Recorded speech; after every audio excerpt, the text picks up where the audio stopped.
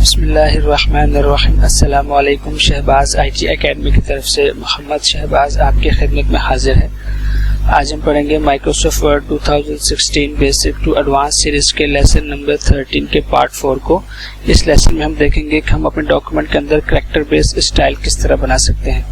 इसके लिए हम अपने प्रैक्टिस डॉक्यूमेंट के ऊपर आ जाते हैं। देखिए, ये हमारा प्रैक्टिस डॉक्यूमेंट है और इसके अंदर हम इस स्टाइल की प्रैक्टिस करेंगे।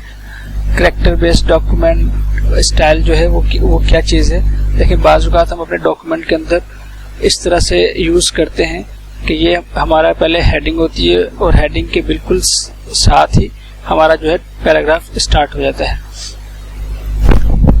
अगर हमारे छोटे छोटे पैराग्राफ हों और उसमें हर पैराग्राफ के लिए हेडिंग हो तो फिर बजाय इसके कम ऊपर हेडिंग रखें और नीचे पैराग्राफ रखें। इससे बेहतर है अमूमन फिर इस तरह भी करते हैं कि हम जस्ट पैराग्राफ के शुरू में हेडिंग लगाते हैं और उसके साथ ही उसको पैराग्राफ को कंटिन्यू कर देते हैं। लेकिन हेडिंग जो है वो थोड़ी सी बोल्ड होती है और थोड़ा सा उसका फॉन्ट साइज बड़ा होता है ताकि वो नुमाया हो।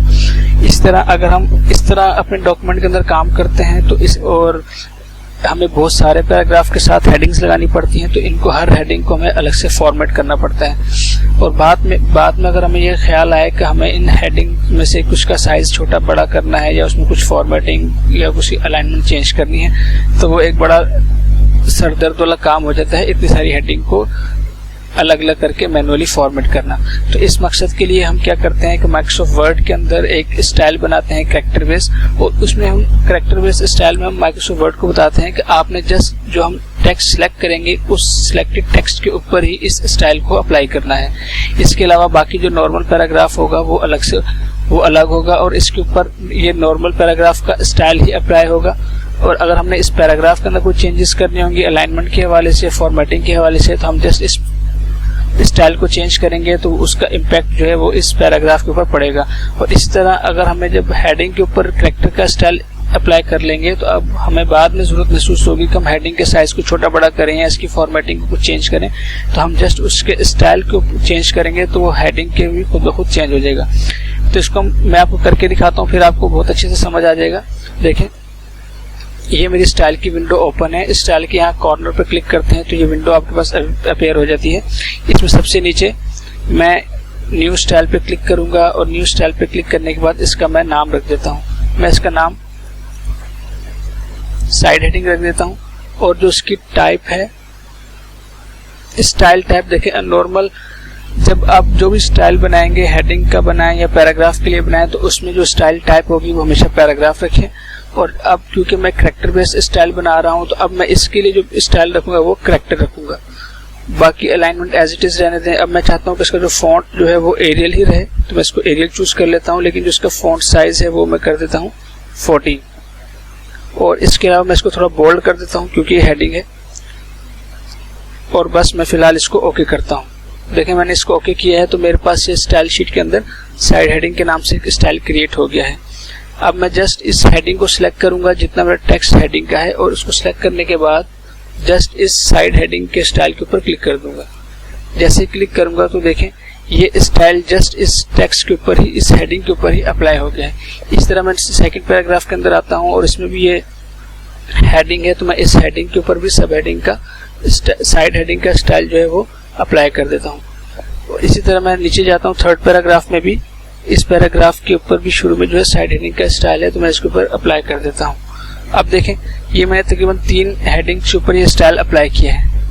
अब इसका देखें एडवांटेज क्या है। मिसाल के तौर पर मैं ये चाहता हूँ कि मैं अपना जो मेरा पैराग्राफ है इसकी फॉर्मेटिंग को चेंज करूँ, इसके फॉन्ट साइज को इंक्रीज या डिक्रीज करके देखूँ। तो देखिए, जब मैं इसके फॉर्मेट को इसके साइज को इंक्रीज या डिक्रीज करूंगा तो इसका इम्पैक्ट इस हेडिंग के ऊपर नहीं पड़ेगा। और इसी तरह जब मैं इस हेडिंग को अलग से फॉर्मेट करूंगा इसके स्टाइल के जरिए से तो इसका इम्पैक्ट इस टेक्स्ट के ऊपर नहीं पड़ेगा। अब ये देखिए, मैं पहले नॉर्मल पैराग्राफ को मॉडिफाई करता हूँ। इसको सिलेक्ट करते हैं, इसको मॉडिफाई करते हैं और मैं इसको क्या करता हूँ, इसका साइज मैं 11 रख देता हूँ और यहाँ से इसको मैं टाइम्स न्यू रोमन इसका फॉन्ट रख के इसको ओके करता हूँ। जैसे इसको ओके करेंगे तो देखें तमाम जो नॉर्मल पैराग्राफ था इसका साइज भी चेंज हो गया है और इसका जो है फॉन्ट भी चेंज हो गया है।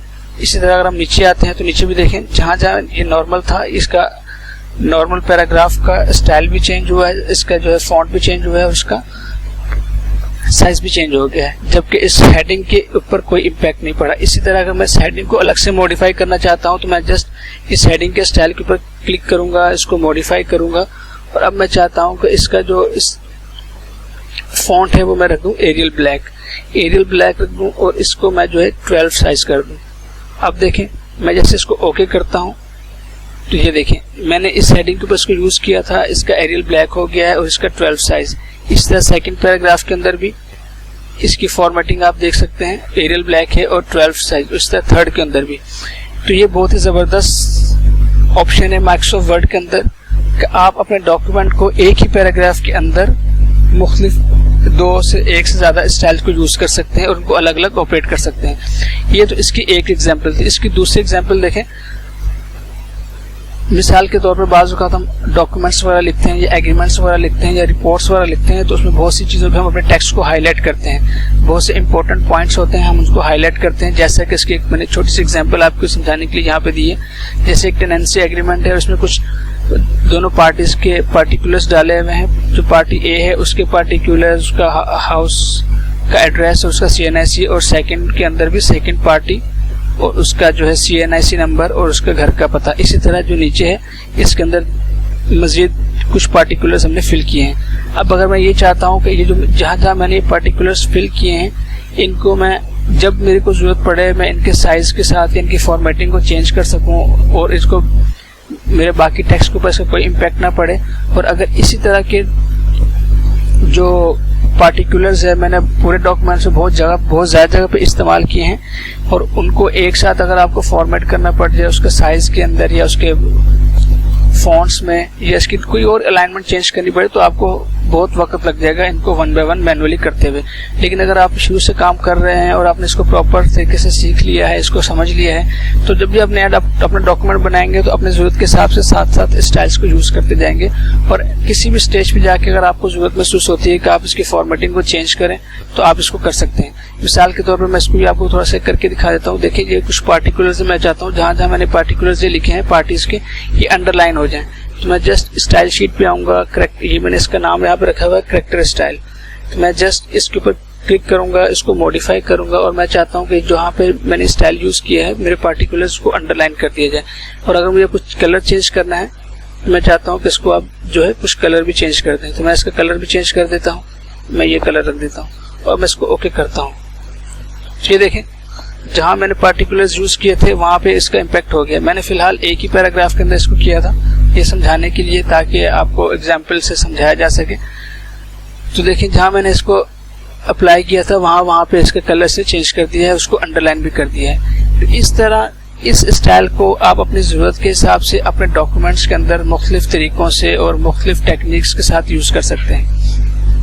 ये माइक्रोसॉफ्ट वर्ड की एक बहुत फ्लेक्सिबिलिटी है कि इसके अंदर बहुत ज़्यादा लचक है, इसके अंदर बहुत ज़्यादा ऑप्शंस हैं। अपने डॉक्यूमेंट्स को अगर आप डॉक्यूमेंटेशन करते हैं या अपने कोई काम करते हैं वर्ड के अंदर तो अगर आप इन ऑप्शंस को इन टेक्निक्स को प्रॉपर सीख लेते हैं तो आप बहुत ही कम वक्त में बहुत अच्छा काम कर सकते हैं। तो उम्मीद है आपको इसमें कुछ चीज़ें सीखने को मिली होंगी। आपसे नेक्स्ट वीडियो में मुलाकात होगी। अगर आपको ये वीडियो पसंद आती है तो आप इसको मेरे चैनल को सब्सक्राइब कर लें, बेल आइकन पर प्रेस कर लें ताकि आपको जो है लेटेस्ट अपडेट्स आपको मिलती रहें। और ये वीडियोस अपने दोस्तों के साथ भी शेयर करें ताकि उनके भी कुछ काम आ सके। आपसे नेक्स्ट वीडियो में मुलाकात होती है। अस्सलाम वालेकुम व रहमतुल्लाह।